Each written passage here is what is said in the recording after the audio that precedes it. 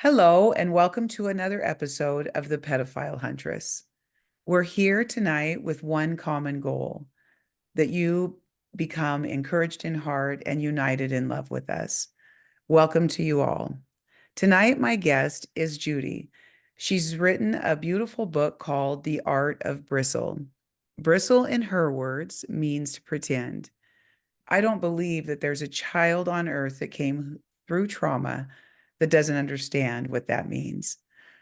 I'm going to read this message that Judy sent to me. I think it's just a beautiful message. I opened my messenger and there was this lovely message from a woman of God, and I just wanted to share it. I thought it's the heart of who we are, and it's why we're here and doing these things. And Judy writes to me, I listened to your story on YouTube last night. I'm so sorry. I'm sorry for all of us, but I believe in a sense God is bringing more and more of us to the forefront, the battlefield. There has been a lot of spiritual warfare with writing my story, as I know there has been for you, and with all of us sharing our stories. The attacks that came and still come. I ask God, do you want me to stop? What am I doing? The answers come to me each time through a Bible verse in my daily devotion or through a person who has encouraging words.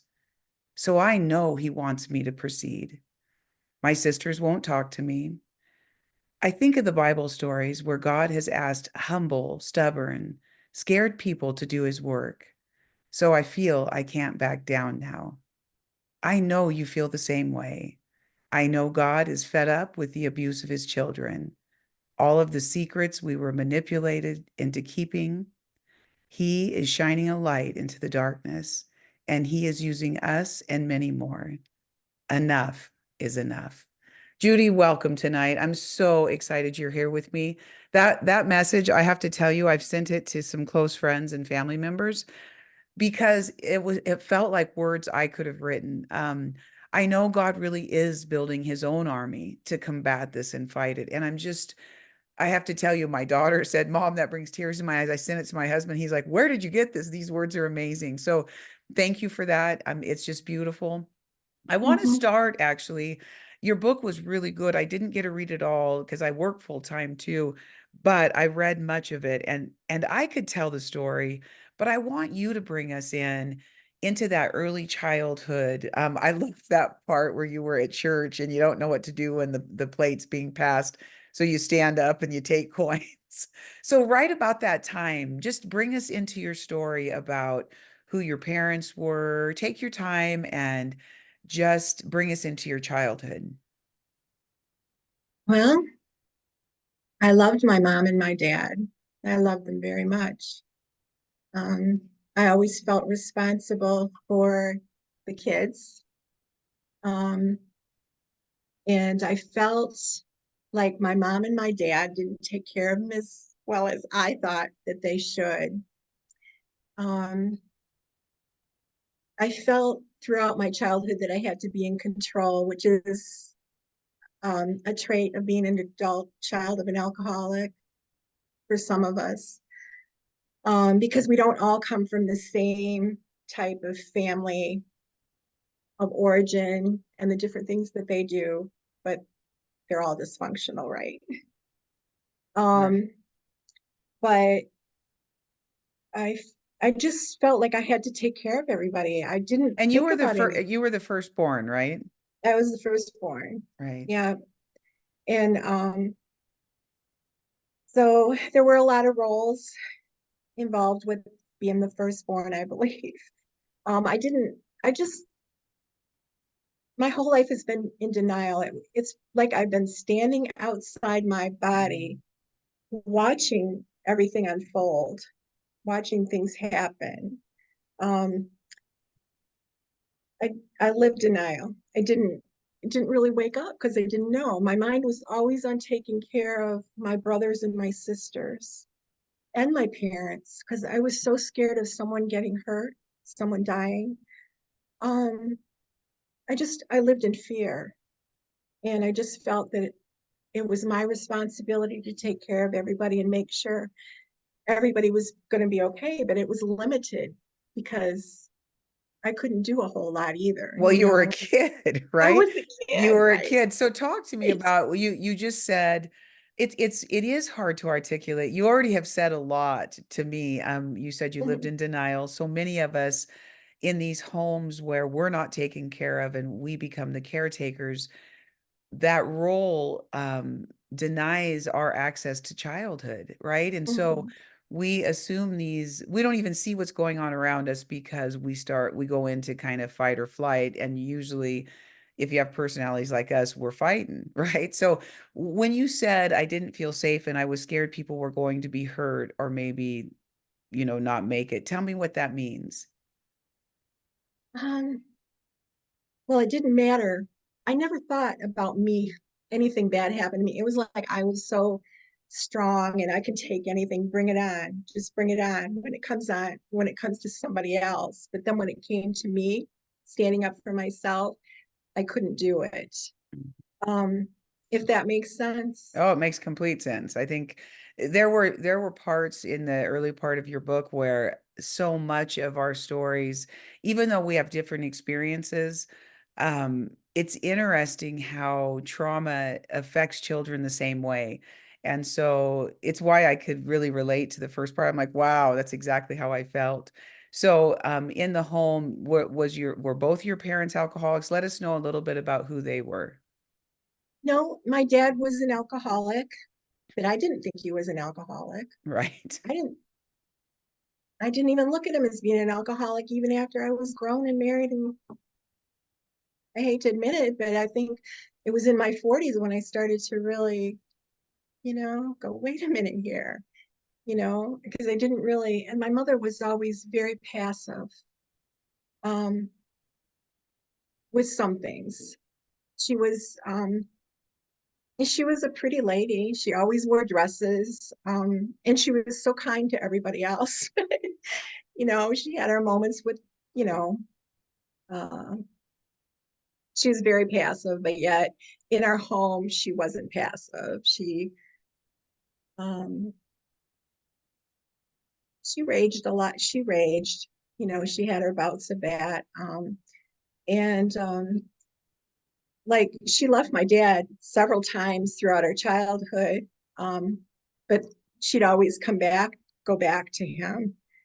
And it used to make me a little bit upset because I love both my parents, and it was upsetting for them for us to find ourselves on our way to my grandparents' house and not, I mean, be pulled out of school and not know uh, that we were going to be on our way to my grandparents' house the day when we left for school. And then the same thing happened. We were put in a school um, where my grandparents lived, and so then we're starting all over again in a different school with new friends, trying to get the routine in. Mhm. And then my dad or my mother would go to the office and we'd be in school, unknown to us that they were in the office, and we'd get called out of our classroom. And then they just take us out of school and we'd be headed back home. And it was upsetting. It was just, there was Right. So always chaos, right? so much And chaos uncertainty.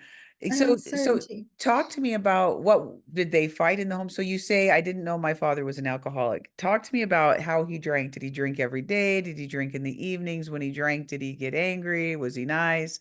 Talk to me a little bit about that so we can understand the One of the environment. first things I remember is I must have been maybe 5 or 6, and I went to a little party store near our house, and he'd been drinking. And I remember he was standing at the counter getting ready to pay for something, and he looked at me and goes, Judy, you can have anything you want. And I don't know why, but I just kind of thought, this is really, it feels, it feels funny. It feels strange. And I said no. And after that, I thought, why didn't I tell him, that I want something? But he would drink and then he would get mean. He'd get Mm, angry. He, I mostly remember him drinking in the evenings, you know, um, like after work. And so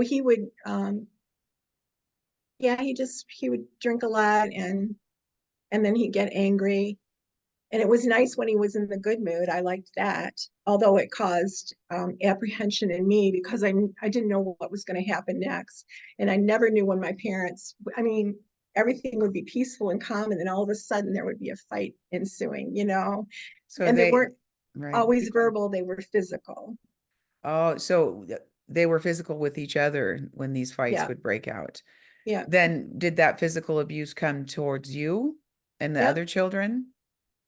No, my, um, I asked my sisters, I said, while I was writing this book, and I said, did dad ever beat you up? And one of my sisters said no, but I remember that day referring to an incident that had happened. And then my other sister said no, that he had never beat her up either. And um, my younger brother says he had a really happy childhood, but they were a lot younger than I was too. So Hmm. there was me, and then I had two younger brothers, and we were all a year apart. And then the younger ones, I think my sister is almost 6 years younger than me, and my youngest brother is almost 7 years younger than me. And then my youngest sister is she's like 12 and a half years younger than me, but I always say she's 13 years younger than Oh, me. wow. So So there's a yeah, lot of, hmm, and the same parents. the same So parents. that's a lot of time. And so you were the Hmm. oldest. So not only did you get the responsibility and the accountability for what was going on, you got your Hmm. father's beatings then in the early years, or They started when I was about 11, and this is interesting because since that I've read about people that are abused. Um, it seems like maybe I think my dad was probably all right. I'm gonna just say this. So I think like at 11 was when he started uh, hitting me out, hitting out at me. And so they say that some children that are abused, like I'm going to start with my dad. I guess I heard a story my mom told me, although my aunt says that he wasn't abused. But my mom told me that my grandfather had killed his dog when he was 8 years old, and he killed him in front of him. So if his abuse started like say 8 years old, then normally that's when they will start abusing their child when they're that age. Does that make sense? uh-huh, right. Yeah, it And does. And they do talk yeah, about that. And he's probably getting triggered and then lets out the same stuff that's in right, him if you don't get it out, that type of right. thing. Yeah. And so so anyway, and that's when I first really noticed that he was physically hitting out at me. And it did, you know, I never knew when it was going to happen. Like I never knew when my parents were going to get into their physical fights. One thing I did notice with them is that it happened 2 or 3 times a year. And I remember when I was in high school, I remember thinking about that to myself because I thought I didn't voice things out. I would either write them or I keep them inside my head. But I remember thinking about that, how why it was 2 or 3 times a year, you know, that they would get into those fights. And then several times then my mom would just leave him for And a that was few months. so after one fight, your mom would say that's enough. It wasn't like incessant fighting and then she'd go. No, I think it was incessant fighting. And then she would go. Right, right. Yeah. It is hard for us to remember. And it's interesting that you say your siblings have a different take. However, Mhm. you started your conversation with, I lived in denial most of my life. And so my siblings as well. I have one sister that, remembers my father's incest. The other ones did when we first talked about it, but then recanted. I think it's really difficult for us to live in reality. And I think it was interesting. I was talking to my daughter in the car before when I got home from work. And one of the things I said, I love this man who has this ministry called Wild at Heart. John Eldridge, I think is his name. And he said, people should hear that if you want to be a Christian, it's hard because you Hmm. know what God does? God brings us into authenticity, doesn't he? And he says, oh, I see you've been living kind of a BS life. I need to help you here because I want you to live free and full. And you know what that means, Judy, is to step into the realities of our stories. And that's hard to do, right? So, what brought you first into the realization that you were living in denial and you needed to get out of denial? How did that look for you? Well, I kept having all these flashbacks, Oh, and like because my youngest sister, and I always saw my brothers and sisters as being much older than I was. hmm. Not older than I was, but older than they actually were. And I would bring up like, so okay, if I go off, because sometimes I'm trying to make a point, but You're fine. one time I brought it up to my something that happened. It was our fishing trip with my dad. And I had mentioned it to her because I was getting flashbacks about things. And I was in my 40s, and she had come to visit me. And I asked her about the fishing trip. And um, she she didn't really remember it, but it upset her. And it just seemed like whenever I would bring things up, um, it was like they would get, or she would get a little bit upset. And then later on, she said to me, I think it was like 2 years later, she said, Judy, I remember that trip. Thank you. She said, thank you. Oh, but But see, right. what I was trying to say too is that because she says that she can't remember my mom till she was 5, and 5 was when she turned 5, it was my first year at junior college, that I think it was more like a mom daughter Yes. relationship between us. Yes, But I'm sure, right? I was in denial of that too. I didn't, she was just my youngest Well, sister, you were doing your job, right? I was So, doing my job. right. Can you tell us the fishing trip story? Do you feel Yeah, comfortable with that? we just, my dad liked to camp, and one of the camping trips that we were on, and we went up north. Um, my dad was drinking, and um, so he had my little sister, and I think I was 16 at the time, and he was taking her to a boat, and I followed him because I knew he was drunk, and he was really drunk that day. And so I followed him, and he didn't want me to go. And he was angry that I was going to go with him. And but I got on anyway. And I put my sister's life preserver on her. And I can't remember if I put mine on me. Right. And I'm almost positive my dad didn't wear his. And we went out and started out over the water, and I'm holding on to my little sister. I think she was maybe 3 or 4 at the time. And so my dad started talking to me, but I couldn't really understand him because his words were really slurred. And I don't remember too many times when he talked to me that his words were slurred, but this day his words were really slurred. And he stood up. We were out on the water, and he stood up. And when he stood up, the boat went to one side. And my dad was heavy, and then he went to the other side, and I was holding on to my sister and just looking at the water outside. And then he um he had to pee, so he just unzipped his pants in front of me, and I hurried up and I looked away. And then he, you know, went in the water. And then uh, and then I remember coming back to shore, and I remember my other sister standing there. And then that's when I got off, and I was upset, but I don't remember too much of it. I just remember being upset, getting off the boat, and having my baby sister, and then my other sister taking her. And I don't remember anything after that. Right.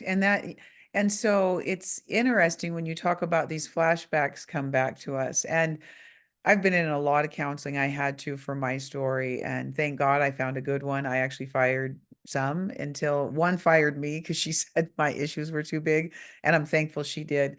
But one of the things that he would always say is the older we get, the harder it is to deny and hide memories. It actually takes mental power to hold memories down. So as we get older, for many of us and many listening, you get in your 30s and your 40s, and those flashbacks, they start coming because it's a normal process of life, right? Like you always talk about memories and the golden years, and everybody's always going back and thinking these grand things. Unfortunately, when you have a bunch of shit in your past, all of those things come out and they're not pretty. And so, I always talk to my husband about, y'all sit around and tell your stories, and I don't get to tell mine because I was in a really abusive marriage after my parents, and so much of my past are stories people don't want to hear. I can fake out and tell stories about just going quadding and we had a beautiful boat, and I could do that, Judy, but the truth is, God didn't make me that way once you step into your story and you start telling the truth. So you go to your sister and you say, and what's happening with your siblings is they're probably getting flashbacks as they get older. And so they have to fight that. I mean, as we get older, to me, the beautiful part is if you want truth and if you want reality and if you want God to move you into healing, it's all set up that it's there for you, right? Does that make sense? Mhm. Yeah, yeah, it is. So And and that also brings the theme up where you're saying I was terrified that people might not live because you did say that in the beginning. So this is kind of always a afraid. theme. And where's your mom? Why is she not making sure this little one's safe or you're safe And for that I don't fact? even know where my mom was. And I just remember, I don't even really know where I was. I mean, again, I'm just watching my dad take my little sister onto the boat. And I knew I had to do something because I was responsible. I felt responsible. And I was worried about him too because he was drunk, but I wasn't about to let him go Right. on that boat with my sister, with my little sister. And I think a lot of living in or catching up to me and starting to open my eyes is I always felt like I was so different. I never really felt like I fit in with anybody. Um, and everything I did, no matter what I did, I always felt like I was bad. You know, Mhm. um, I never felt good enough. I always felt like I disappointed people.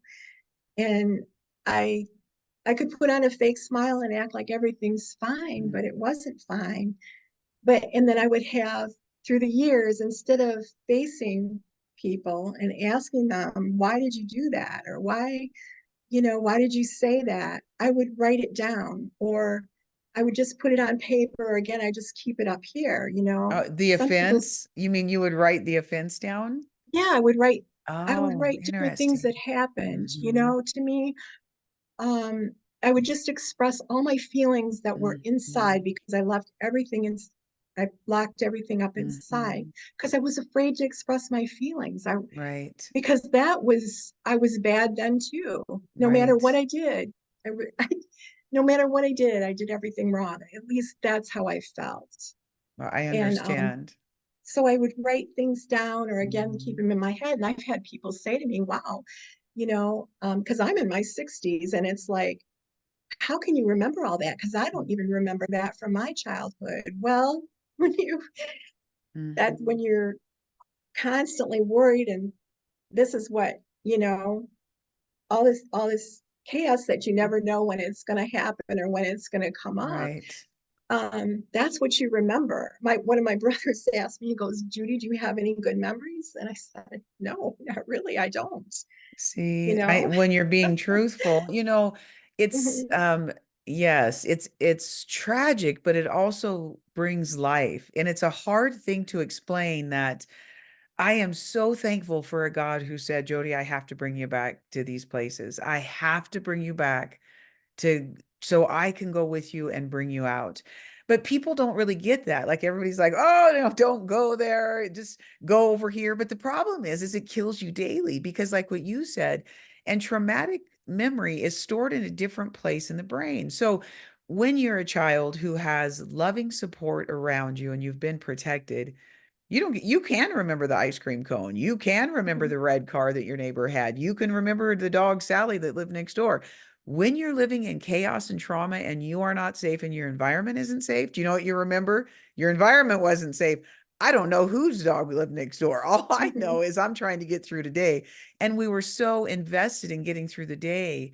I think that God needs to stop that reality in us and say, we're going to go back and bring me with you and let's look at it all so that we can leave it there. And then today, now we can start. I just thought about this the other day, Judy. All of my life, since I was little, I always dreamed of tomorrow. There was going to be this great big rainbow tomorrow somewhere. And then all of a sudden, God came to me. And after much misery in my life, way too much misery, about 35, I knew it was time. I had to look at all of this stuff. And then I began to look at my past. And I realized it's now, and I'll be 60 this July. I just realized the first time in my life I actually live in today. But it's taken me 60 years to figure out how. And so because I was projecting too far in the future, and God always asks us, Jesus always like, just live today. Today's got enough stuff. Don't go there. And I realized that I always was looking for a future hope because I had none in my todays. And then when God took me back to my past, it released me to live in today. Does that make sense to you? It does. What it really does. I kept everything inside Mhm. until after my son died, and now I let it out. Was that the But time that you didn't talk about any of this while he was living? no, I didn't want my boys to know anything like that. My husband Oh. didn't even know till I started writing the book. I mean, he knew little things, but he didn't know all of it. And I remember praying. It was like a couple years after my son Nick had died, and I was so angry. And I was angry before he passed. I was Mhm. angry before he even got Mhm. sick. But I was so angry. I was just Mhm. angry. And but I would put on this smile, hi, everything's fine, I'm Mhm. good. And so I asked God, and I said, why am I so angry? And I prayed this for a couple years, and I realized that I thought one day he isn't really answering my prayers. And then it came to me. He was, because during that whole period of time was when I started writing more. I was writing more, and I was writing out these more memories. And I was going through older notebooks where I had put my memories down. And he was showing me, this is why you were so angry.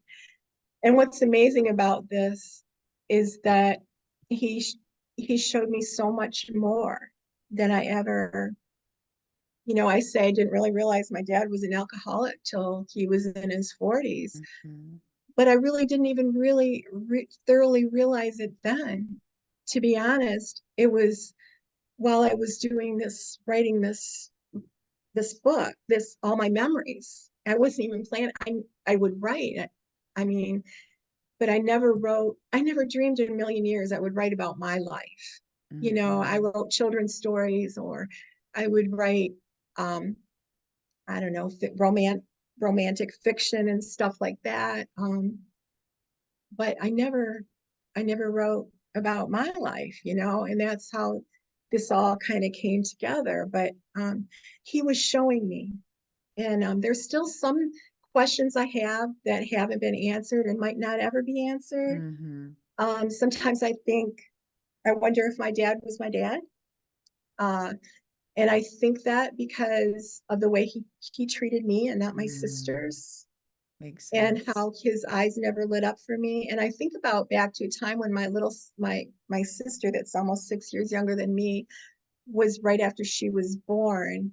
And I remember she was like maybe a toddler. And I remember how loving. And even then I thought, wow, he really loves her. He does, because of just how Mm. I don't know, he's just, I could tell his eyes lit up, how he treated her, how he treated me. and that conversation, my mother had a conversation with a lady from church one day, and I was kind of always listening in. Um, and she told her friend that I was an accident, but that my younger brother, who's a year younger than me, wasn't an accident. He was planned. And I'm thinking, okay, back in the 50s, who was planned? Right. I mean, there wasn't birth control, right? Right. And Right. that kind of like, and then we were in a store one time, and a lady that had known my mom, and she was 10 years older and owned this, was part owners of the store, and started talking about how my shoulders were, and I had broad shoulders, and that um I could never be a model, and I wasn't even thinking of ever being a model, and my mother never said anything. And To defend I you. to yeah, I don't. Yeah. And then I thought, well, why would she say that to my mother? Why would she bring that up to my mom? Right. you know and there's some other things too. And I did have a DNA, but my siblings won't do the DNA, so I don't know. If I think he Oh. probably is my biological father, more than likely, but I think it would help me psychologically just to think that Hmm. there's a reason for why he treated me and said the things that he did to me and didn't to my, Right. because you can tell when somebody, your daddy's eyes light up for somebody else and not Right. you, Right. Oh, a or 100%. And there was a lot of rejection around there. I know you talked about your mother's anger. And so she also was not giving you this pleasant experience in childhood. Can you talk right. a little bit about that? Yeah. Yeah, she didn't she didn't protect me.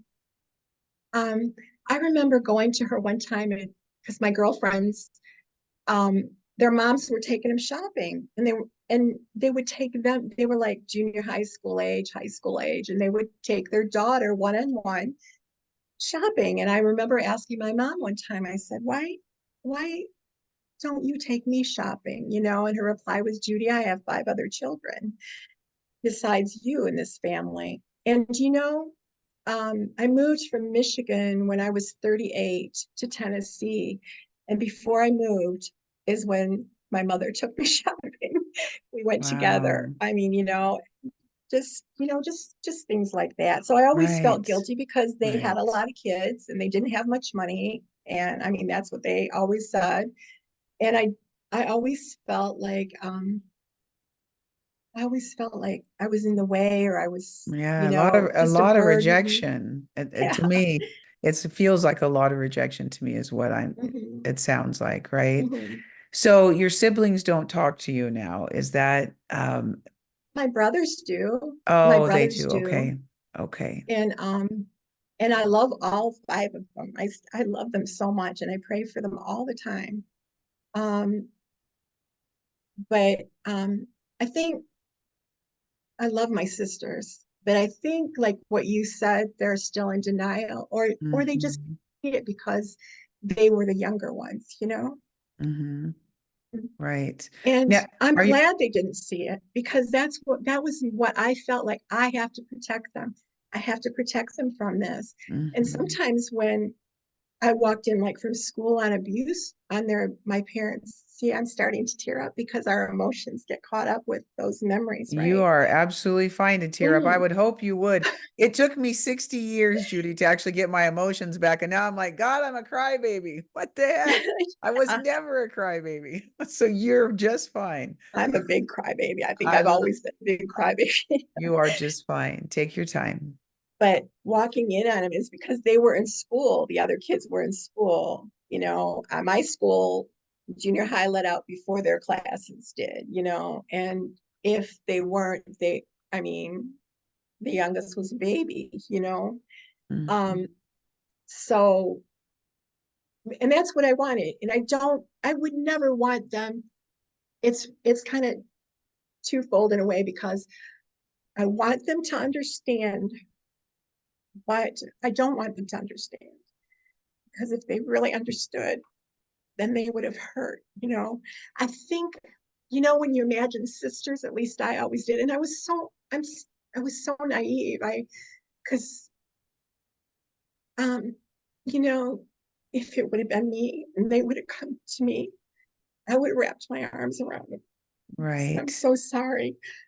What can I do? What can we do? And it makes me so angry that they treated you like that. But I didn't even get that, it's just, um, it just hurts. Right. You're alone in it. So when you walked into Alone. that house, Mhm. we couldn't follow the story. What happened when you walked in the house that day? When Just I, because.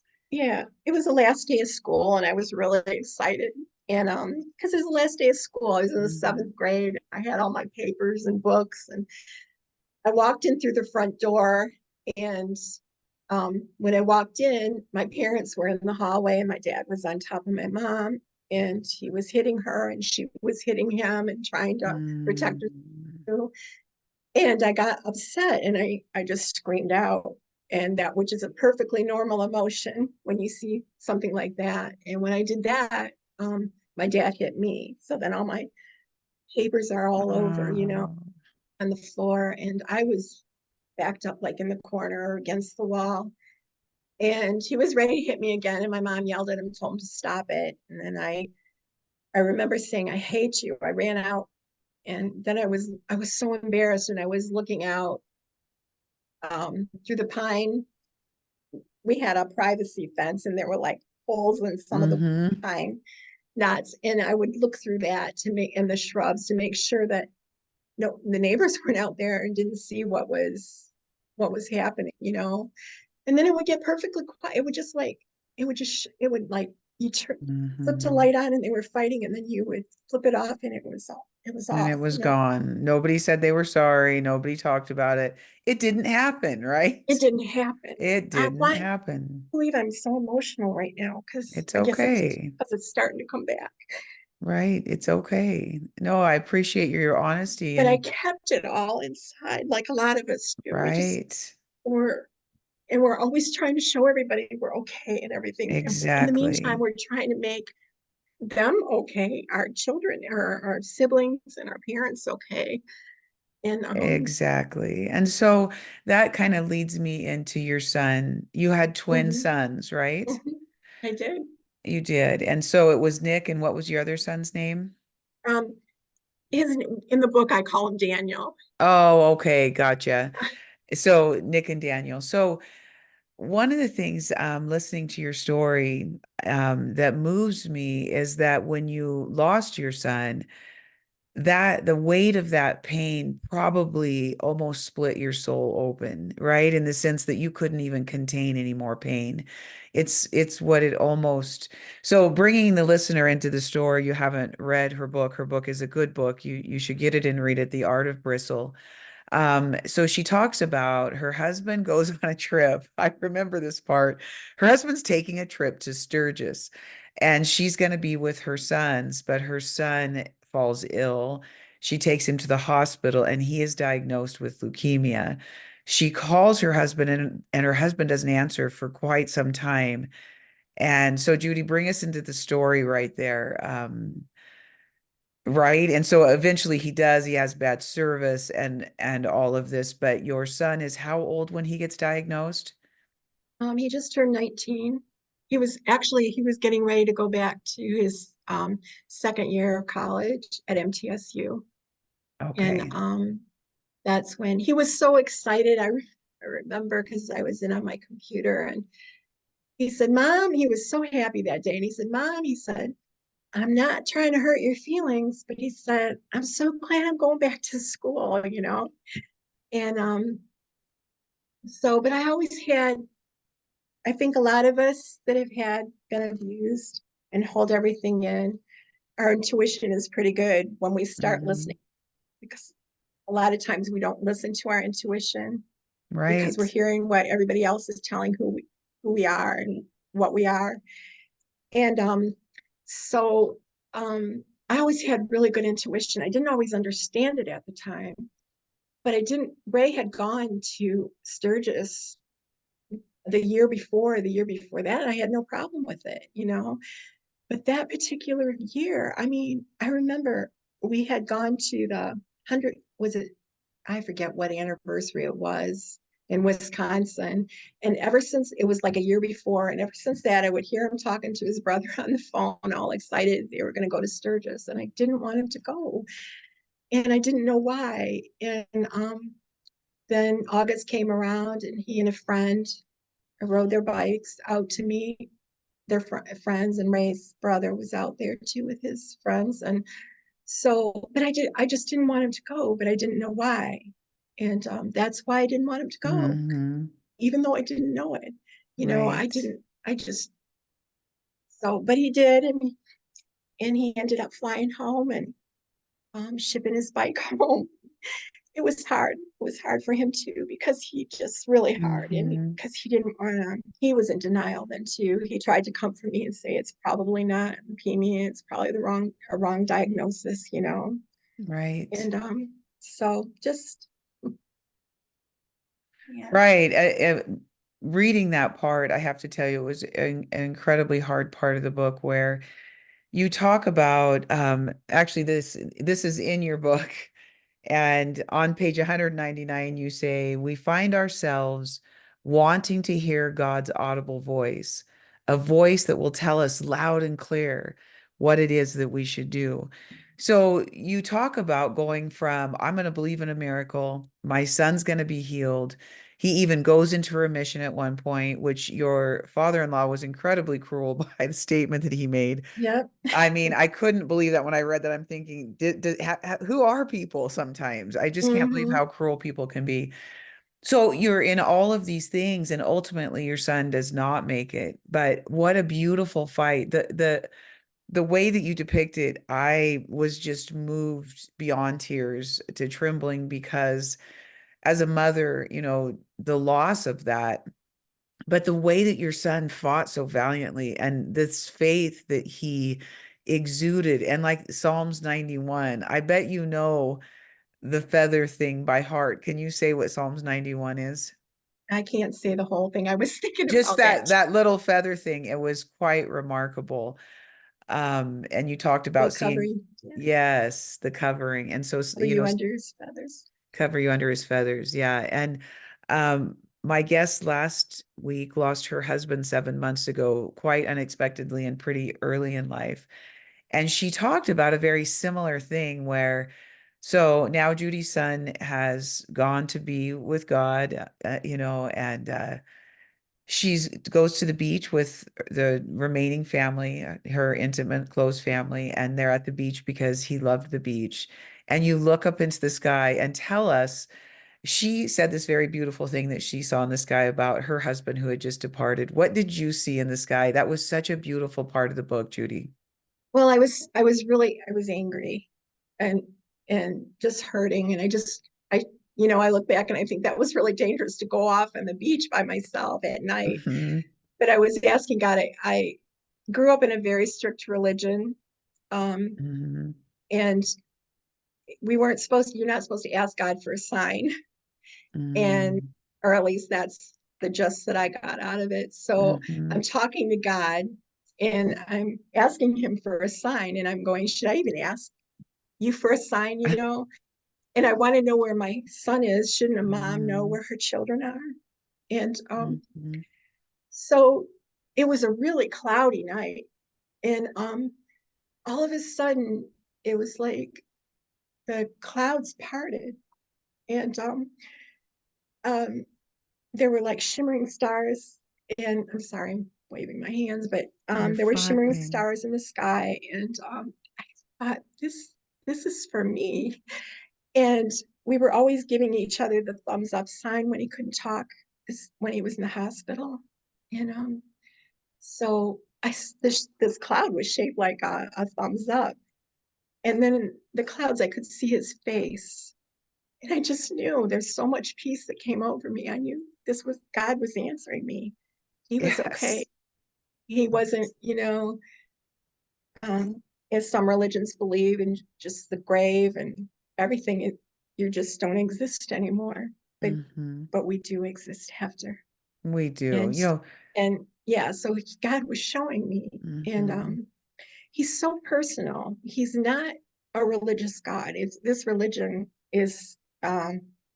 it's fearful, and that's what I grew up in too, because we grew up in the Yes. church. And how ironic. I find it so funny how a lot of people that grow up in alcoholic where their parents are alcoholics, they're always going to church. Does that You know what?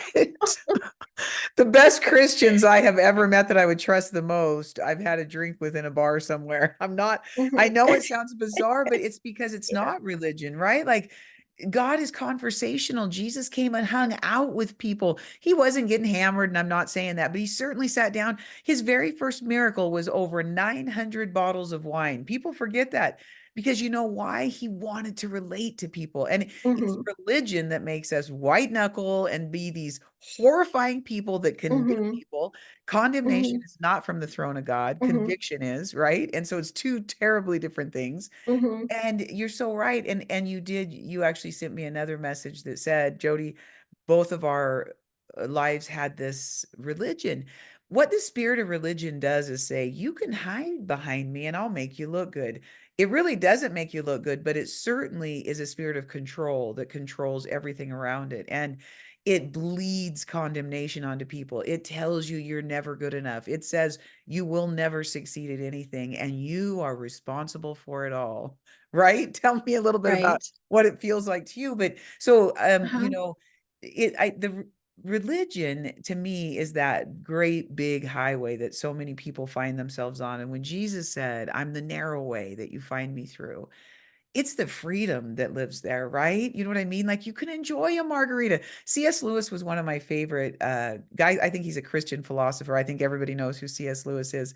And when his wife died, he said, I want her back right now. And I want to have a margarita with her here right now, not in heaven. It's okay to have a margarita. Now, if you're in full blown addiction because you have deep, deep pain. I don't know. I have a whole bunch to say about that because I used to drink 2 bottles of wine a night, but I didn't call myself an alcoholic because I had severe pain and trauma that I had to work through, and God found me there. I don't drink 2 bottles of wine tonight today, but I also didn't go to AA. God found me right there, and I got rid of the spirit of religion and said, God, you got to find me. And Judy, you say another thing in your book that I loved. You end your book with, you say, he found me. He came to me. I didn't really want this. And I feel the same way. And so getting back to your son's past now, and you see these beautiful thumbs in the sky, and you see his face, and like Paul says, to be absent in the body is to be present with God. I believe that scripture with all my heart. I had to learn the Bible so I could get rid of the spirit of religion because my dad, right, took my virginity and taught me about God. I was pretty screwed up about it. So I got the Bible out and I found the real God, and he's a pretty cool thing. But so now your son's gone, and I know you know the same, Father, that what I'm talking about. Now you're left with this agony that probably I don't think I've always said to God, I'd rather live my childhood through 2 times more than ever lose a child because they are the gift that I go to sleep by. When I'm anxious, I think of my children's faces and my grandchildren's faces. And so I just can't even imagine the agony of the loss of a child. But the way that you explain this is that God uses this experience. I don't think God causes bad and all that stuff. I can't explain why bad stuff happens in the world. And if God could barely tell us anything. Remember when Jesus said, I'm not only telling you a little tiny bit and you're not doing very well with that. So I don't need to know all the mysteries. But talk to me about how he used that because you said it again, which I thought was a beautiful example of how God takes pain and really does indeed use it. And so this could have been an experience that led you to the bottle or led you completely into the spirit of religion and being agnostic and hating everything. But instead, you actually bloom. So talk to me about that a little bit. Uh, kind of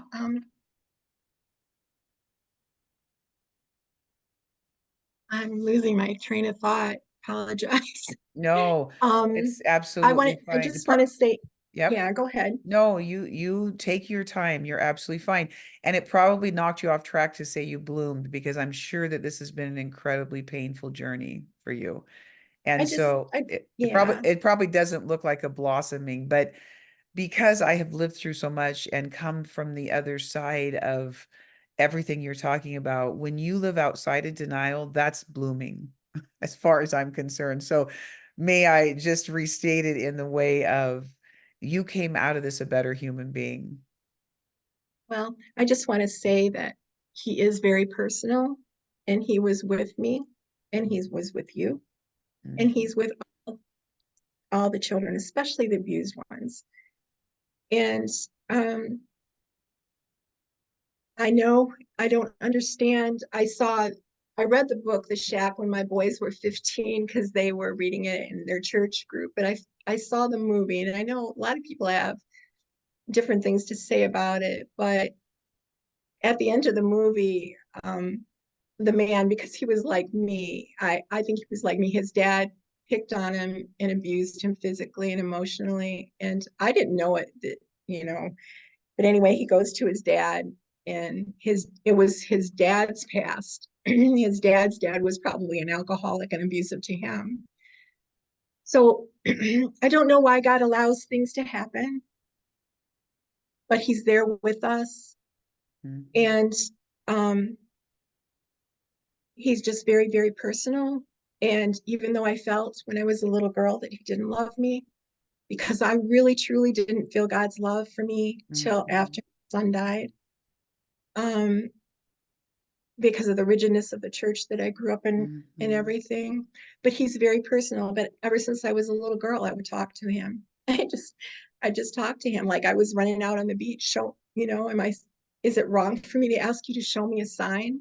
You know, I talk to him, and I talk to him mhm. like I'm talking to you or anybody. And Me too. he's there for us. And I also think that I don't know, but maybe part of the reason that he allows things to happen is that he knew and knows that there were going to be a lot of us that were going to come together and not be afraid to voice and to tell our stories as vulnerable and as talk about spiritual warfare and attacks in the Mhm. middle of the night, but to bring us Right. all together because he's fed up. He's fed up of standing there watching his Mhm. children. I And his agree with children you. are the ones that his children that have a choice are abusing their children, and on and on and on, and generational. And he's had Yes. enough of it. Yes. And but I'm starting to think that he's bringing a lot of us together to tell our stories. He was with us when it happened, Mhm. because for his glory, it's going to be for his glory. Mhm. Because I believe more and more of us are going to get braver, and we're going to tell our stories as ugly as they are. And we're going to tell them, and we're not going to shut up, because it's not just about us. Right now, as we're talking, That's there's children right. right now that are being severely That's abused. right. And it breaks my heart. And that's a trigger for all of us to when Yes. you hear of a child being hurt. And that's wrong. And I Mhm. feel like if I don't say anything, if I don't write my story, and my story Right. is like a cupcake compared to your story and other people's stories with the sexual abuse, but it was still abuse, it was still cruelty, and Right. God, And he don't doesn't minimize want it. don't minimize your abuse. You Yeah, know, abuse and pain and trauma, you can't measure it, right? I mean, I just wrong. yeah, it's just it's you can't. It still destroyed much of your life and it took many years from you. And so I hope that by sharing my story, it allows people to see that you can become a different person. You know, I have a great career, I have a loving marriage and husband, my children are doing well.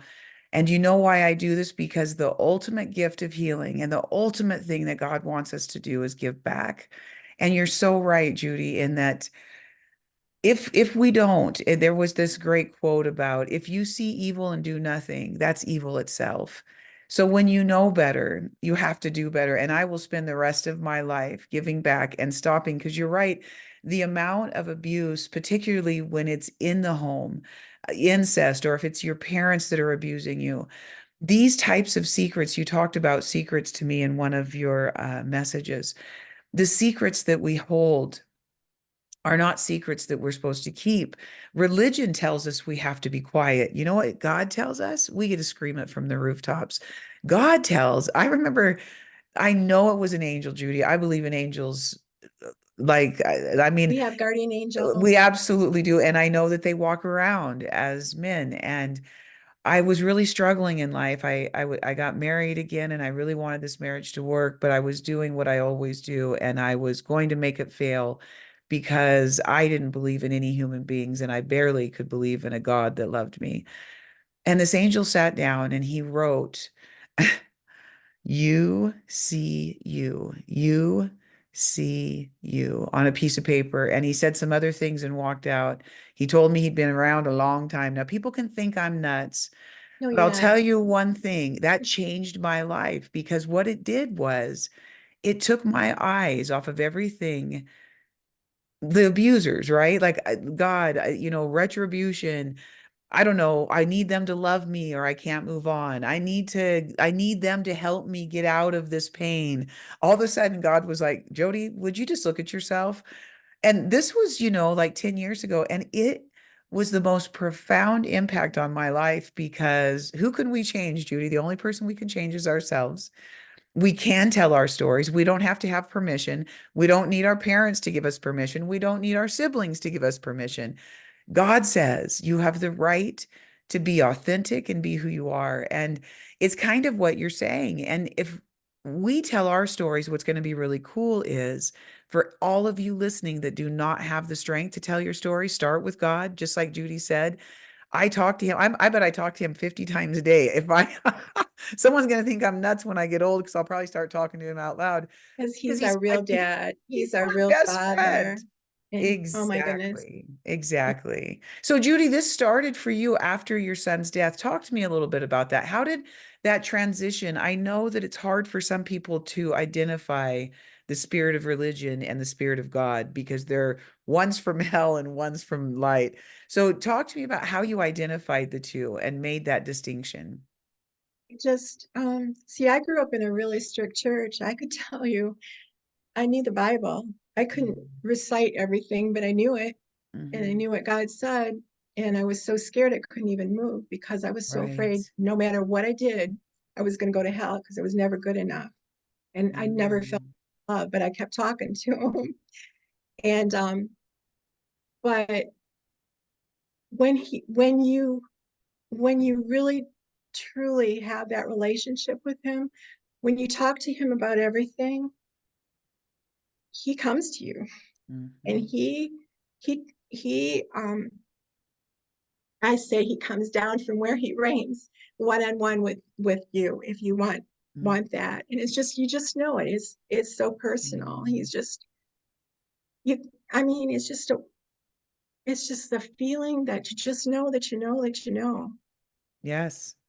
You It's know? it's And you said about an angel. Well, it says in the Bible that mhm. we entertain angels. Yes, yes, it does. So and he looks out for his children. And I can tell you, I have been in such deep, dark, despairing places that I don't know that I wouldn't make it. I mean, I would have made it, but I made it a little bit better when I met a couple messengers along the way. And I remember I was actually thinking of this the other day. This one man sat down and I just had a terrible loss in my life and was going through some pretty dark times. Excuse me. And I wasn't sure how I was going to make it. And I could feel myself spiraling. And this man walked in, and there was something just really odd about him. And he came and sat at my table, which was the strangest thing in the world.